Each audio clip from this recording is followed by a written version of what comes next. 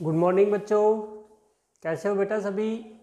तो बेटा हमने कल 17वां चैप्टर स्टार्ट किया था, श्वसन व गैसों का विनिमय। ठीक है बेटा, जिसमें हमने जो है श्वसन उसकी परिभाषा पढ़ी थी, श्वसन के प्रकार पढ़े थे और मानव जो है उसमें श्वसन तंत्र पढ़ा था। ठीक है बेटा, आज हम जो नया टॉपिक है अपना वो है श्वसन की क्रियाविधि। श्वसन की क्रियाविधि, श्वसन की जो क्रियाविधि होती है वो पढ़ेंगे कि श्वसन की जो क्रियाविधि है वो किस प्रकार होती है।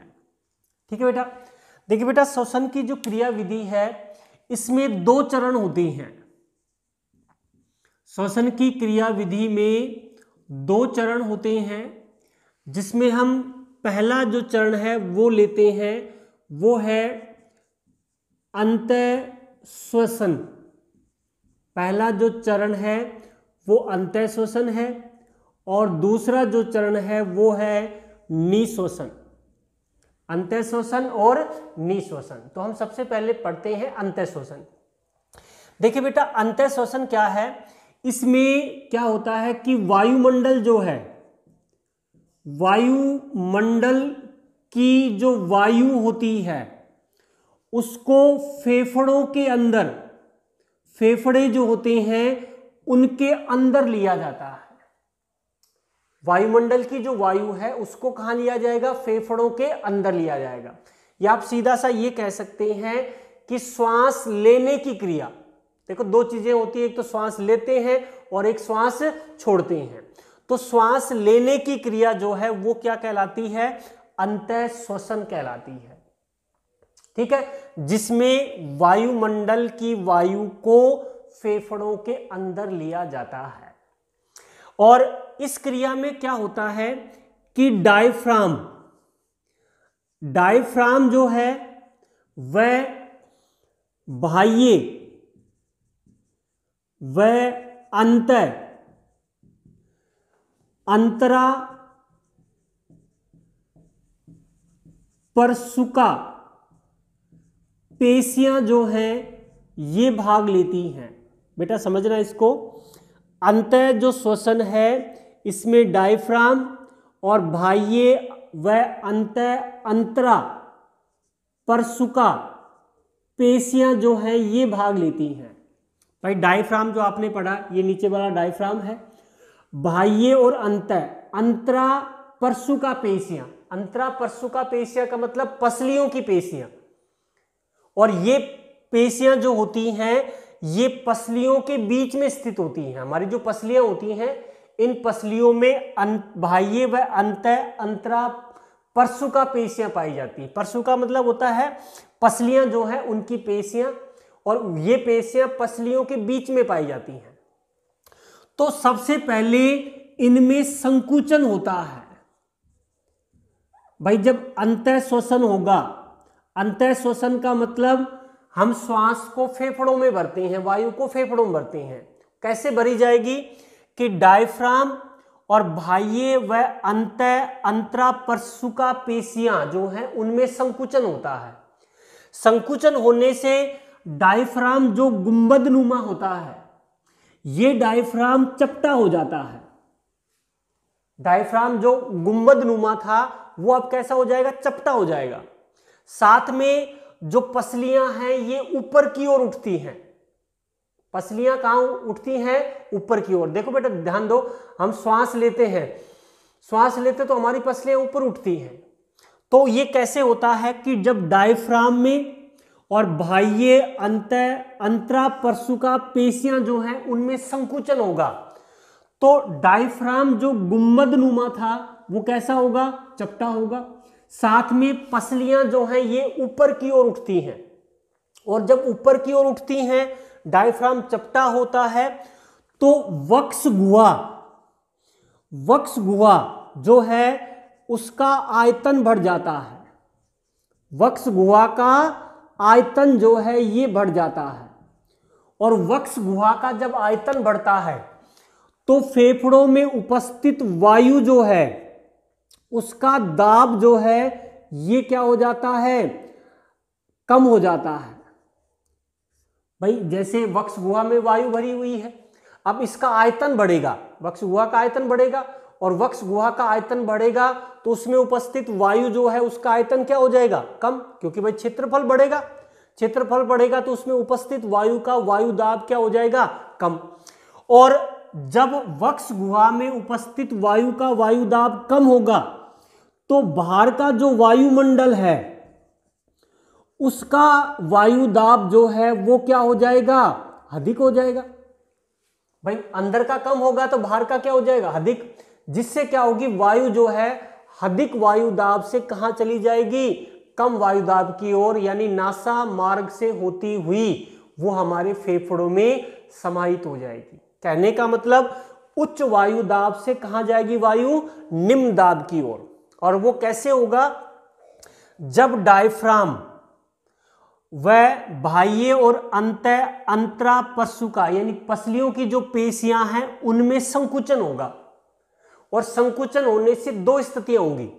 एक तो डायफ्राम जो गुंबद नुमा था, यू था डायफ्राम, अब वो डायफ्राम चपटा हो जाएगा, जो पहले यूं आयतन घेर रहा था अब वो चपटा हो जाएगा जिससे आयतन बढ़ेगा। साथ में पसलियां जो होती हैं, ये पसलियां ये ऊपर की ओर उठती हैं, ऊपर की ओर उठेंगी, डायफ्राम चपटा होगा तो वक्ष गुहा का आयतन बढ़ेगा, वक्ष गुहा का आयतन बढ़ेगा तो वक्ष गुहा में उपस्थित वायु का वायु दाब क्या हो जाएगा, कम। भाई आयतन बढ़ेगा तो वायु दाब क्या हो जाएगा, कम, और कम होते ही बाहर का वायु दाब क्या हो जाएगा, अधिक, जिससे वायु जो है अधिक वायु दाब से श्वसन मार्ग से होती हुई फेफड़ों में भर जाती है। ये क्रिया है अंतः श्वसन की क्रिया है। ठीक है बेटा, अब दूसरा जो चरण है वो लेते हैं, वो है निश्वसन। दूसरा जो चरण है वो क्या है बेटा, निश्वसन। देखिए बेटा, निश्वसन में इससे विपरीत क्रियाएं होंगी। डायफ्राम और बाह्य व अंतरा परशुका पेशियां जो हैं ये अब शिथिल हो जाएंगी। कैसी हो जाएंगी बेटा, शिथिल। पहले संकुचन हुआ था उनमें, अब वो क्या हो जाएंगे, शिथिल। शिथिल होते ही डायफ्राम और पसलियां अपनी प्रारंभिक स्थिति में आ जाएंगी, यानी डायफ्राम कैसा हो जाएगा, गुंबदनुमा हो जाएगा, और पसलियां नीचे की ओर आ जाएंगी, और नीचे आते ही वक्ष गुहा जो है उसका आयतन जो है ये क्या हो जाएगा, वक्ष गुहा का आयतन कम हो जाएगा।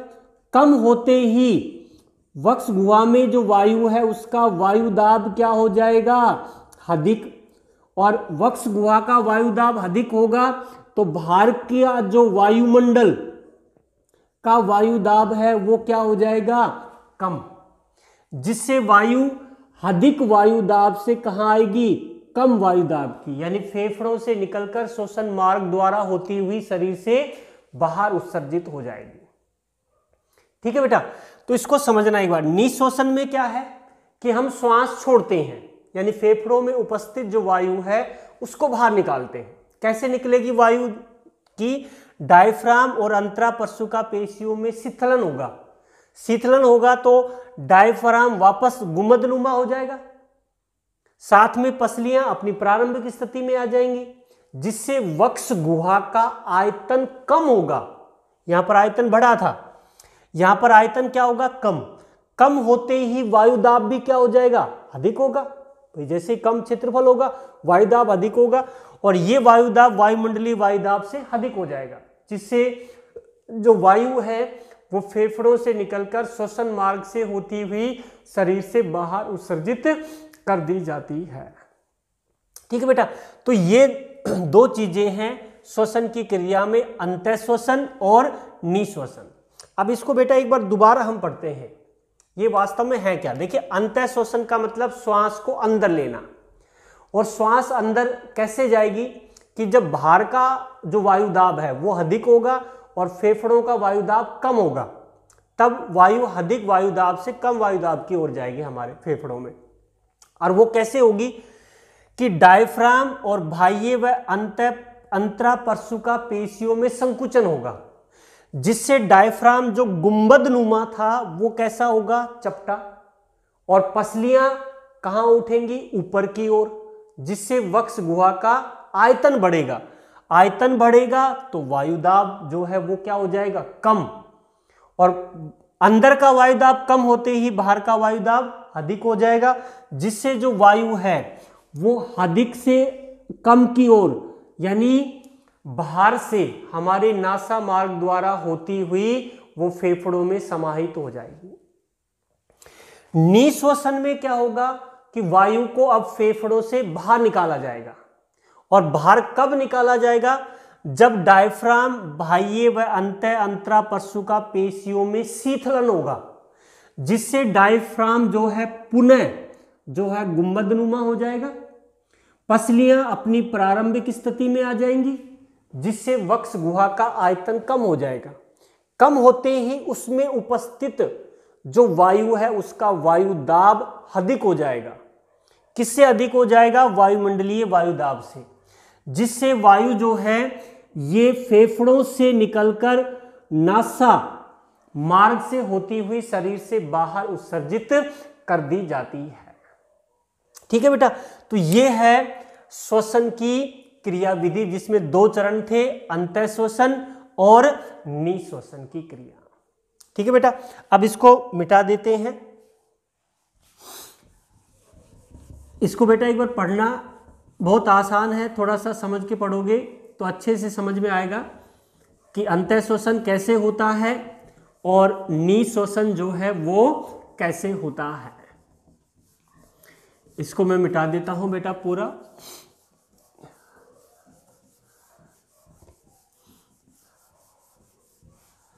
और बेटा 1 फरवरी जो है उससे संभवतः अपनी जो क्लासें हैं वो ऑफलाइन हो जाएंगी सभी, क्योंकि धीरे धीरे स्कूलें खुलने लगी हैं।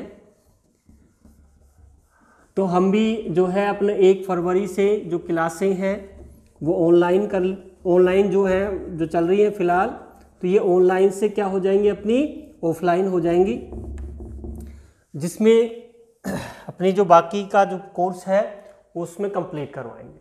ठीक है बेटा, तो अगला जो टॉपिक है श्वसन संबंधी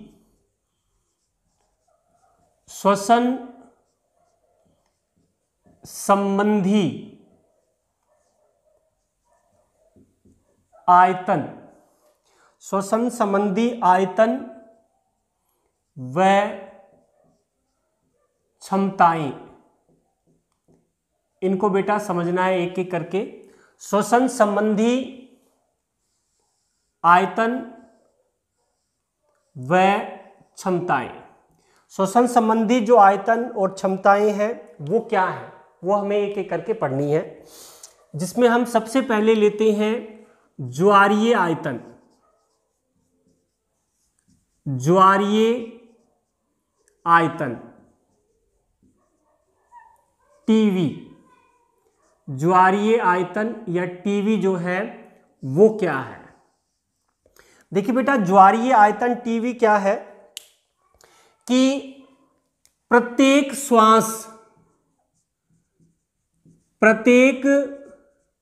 श्वास जो होती है, प्रत्येक श्वास जो होती है उसमें अंतः श्वासित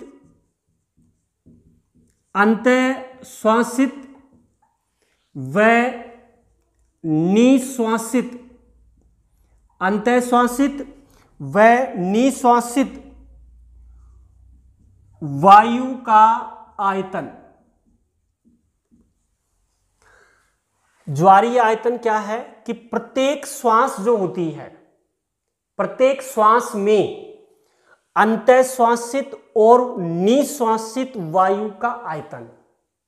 इसका मतलब क्या हुआ कि हम प्रत्येक श्वास में जो वायु अंदर लेते हैं यानी अंतःश्वासन, और निश्वसन यानी जो वायु को बाहर छोड़ते हैं उसका आयतन, यानी हमने जो श्वास ली और श्वास जो छोड़ी है वो उस श्वास में हम कितनी वायु अंदर ग्रहण करते हैं वो क्या कहलाता है, ज्वारीय आयतन। यानी प्रत्येक श्वास में अंतःश्वासित व निश्वासित वायु का जो आयतन है वो क्या कहलाता है बेटा, टीवी कहलाता है।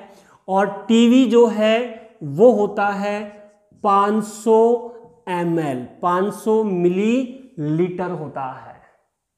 यानी एक बार श्वास जो आप अंदर लेते हैं या एक बार में जो श्वास आप बाहर छोड़ते हैं उसमें वायु का आयतन कितना होता है, 500 ml होता है। ठीक है बेटा, तो ये हो गया टीवी। दूसरा लेते हैं अंतःश्वास श्वसन सुरक्षित आयतन। अंतः सुरक्षित आयतन।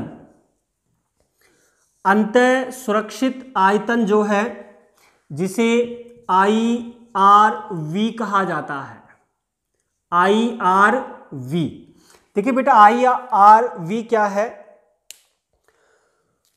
वायु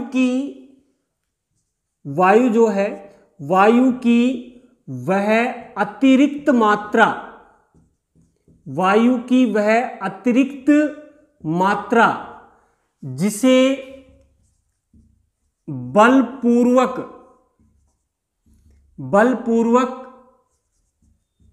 अंतःश्वासित किया जा सकता है। वायु की वह अतिरिक्त मात्रा जिसे बलपूर्वक अंतःश्वासित किया जा सकता है वो कहलाती है अंतःसुरक्षित आयतन। और IRV जो है ये होती है 2500 ml जो है उससे लेकर 3000 ml तक होती है। 2500 से लेकर 3000 ml तक होती है अंतःसुरक्षित आयतन। अंतःसुरक्षित आयतन क्या है, वायु की वह अतिरिक्त मात्रा जिसे बलपूर्वक अंतःश्वासित किया जा सकता है। जैसे हम श्वास जब लेते हैं तो 500 ml लेते हैं, अगर उसके अलावा बलपूर्वक जैसे जोर से श्वास लेकर हम कितनी वायु फेफड़ों में भर सकते हैं वो कहलाती है अंतःसुरक्षित आयतन, यानी IRV। और IRV कितना होती है बेटा, 2500 से लेकर 3000 ml होती है। ठीक है बेटा, अब लेते हैं तीसरी है निश्वसन सुरक्षित आयतन जो होता है ERV। निश्वसन सुरक्षित आयतन। निश्वसन सुरक्षित आयतन क्या है, देखिए हम वही चीज यहां पर लेंगे, वायु की वह अतिरिक्त मात्रा जिसे बलपूर्वक निश्वासित किया जा सकता है, जिसे बलपूर्वक निश्वासित किया जा सकता है, जिसे बलपूर्वक अंतःश्वासित किया जा सकता है, अंतःसुरक्षित आयतन IRV कहलाएगा। जिसे बलपूर्वक छोड़ा जा सकता है, जैसे आपने बलपूर्वक खींचते हैं तो वो IRV है, और बलपूर्वक बाहर निकालते हैं वो क्या कहलाती है, निश्वसन सुरक्षित आयतन। और इसका जो मान होता है वो होता है ERV जो है वो होती है 1000 ml से लेकर 1100 ml होती है।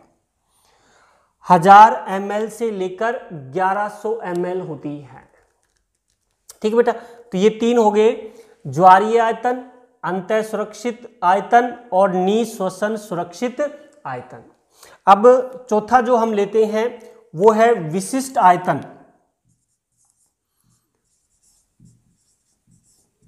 विशिष्ट आयतन यानी RV।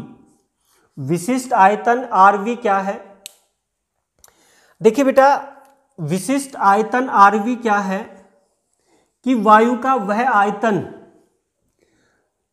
जो बलपूर्वक निश्वासित करने के पश्चात भी फेफड़ों में रह जाता है।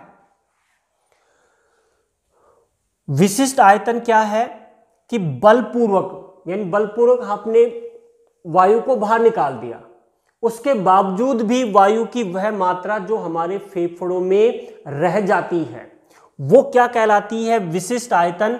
और इसका जो मान होता है आरवी का वो होता है 1100 से लेकर 1200 ml, जो हम बलपूर्वक निश्वासित करने के बावजूद भी हमारे फेफड़ों में रह जाती है। देखिए बेटा, ज्वारीय आयतन प्रत्येक श्वास में अंतःश्वासित या निश्वासित वायु का आयतन। टीवी यानी 500 ml।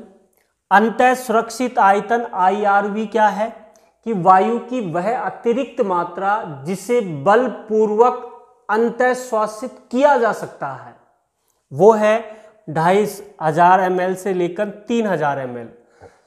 और निश्वसन सुरक्षित आयतन ERV क्या है?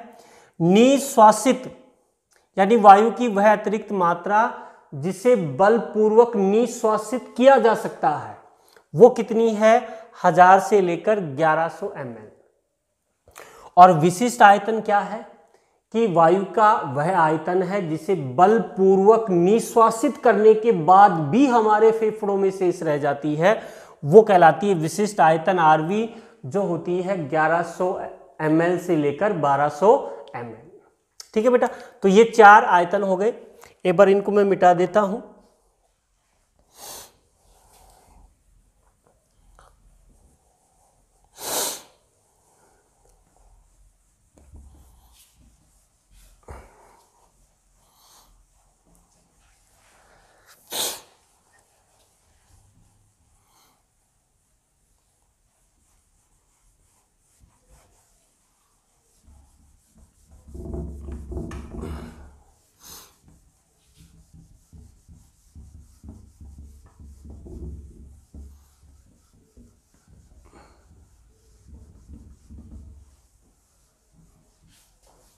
सर्दियों में बेटा ये थोड़ी इंक भी जो है ये भी चिपक जाती है बोर्ड पे।